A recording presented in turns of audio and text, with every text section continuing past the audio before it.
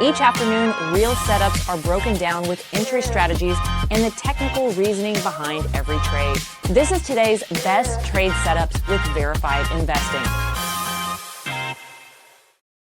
Well, the war is apparently back on with Iran. So this is putting pressure on the S&P 500, the QQQ, and the SOXX. I have a couple different levels that I'm watching today. AVGO is a great one. That's going to be towards the end of the show. But we have some really good support levels that the spider has to maintain price action above in order for the bulls to stay kind of in control. It does look like we're weakening, but we'll see what happens. Anyway, my name is Benjamin Poole, head trader here at Verified Investing, and welcome to today's best trade setups. Let's jump into the S&P 500, the SPY. Here's that support level, $741.05, previous gap in the charts. Look at this support level. As you can see, we've already maintained price action above it. Your next level of support, if it does get there by about 12:30 to 1 o'clock, $740.03. Really, these are your lines in the sand after this move to the downside.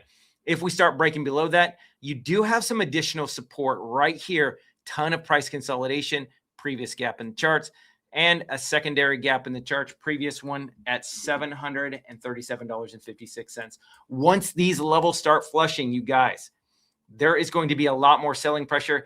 I'm anticipating the SPY over the next few days to head down to $728.99. So this is the first level, though. $740.03 is my long level today for the Apex Live Day Trading Room. The QQQ. Here's what's really interesting about the Qs right now. We are below this low pivot point.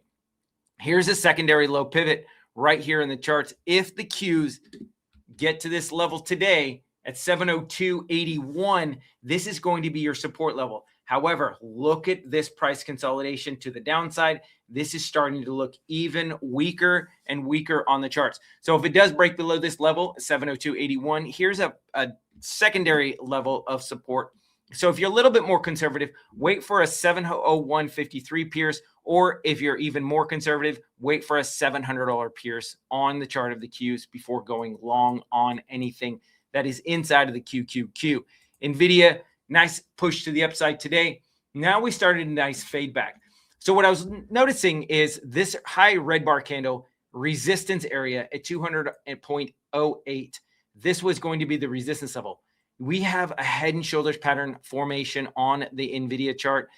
Shoulder, head, shoulder. Here's the break of the neckline. Here would be the measured move. I see NVIDIA once we get below 189.31, heading all the way down to this gap in the charts at 165.21. Right now, bearish consolidation, price action move lower, it's consolidating right on top of support. This is showing signs of weakness. Today, though, if we can get a pullback, 189.31 is that level. And on the table, $200.08 is off of the table. However, this upswing trend line, if we can get above 203.50, would be my level to enter a short trade on NVIDIA today. The chart of USO, no surprise. Ton of price consolidation in this area. You zoom out in the charts, look at this. High pivot point. We did end up getting below that level on the chart of USO, and it looked like we're going to get a flush out. But if you go to the futures chart, you can see it filled the gap beautifully, and that's why we're having this push to the upside. So what we're looking at is a previous gap in the charts right here for resistance, about $116.13. And with this continued move, this is going to be a key resistance level on this chart at $116.04. Tesla, second sell day in a row.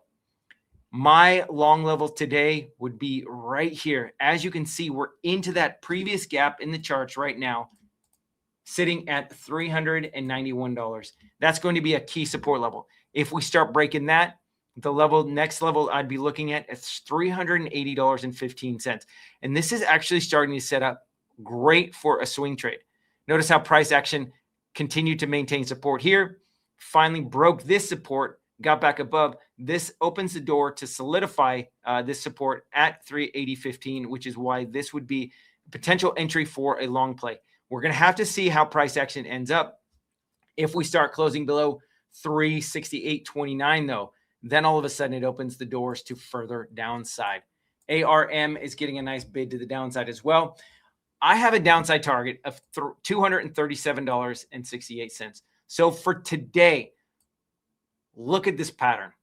There is not a ton of support.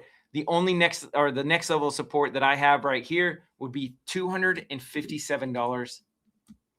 Or excuse me, 250. No, that's not right. Let me try that again.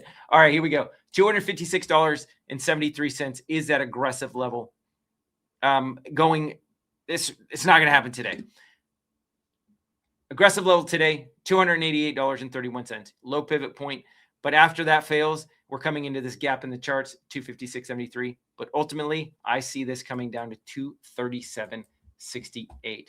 The SOXX. Look at this. In the pre-market, we were trading all the way down here. Got a nice bid to the upside. Came in and almost filled this previous gap in the charts at 566.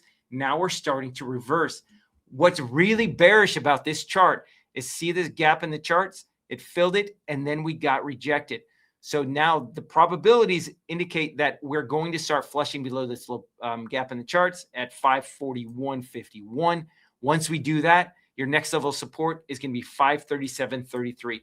These are some aggressive levels today to play this on a long play.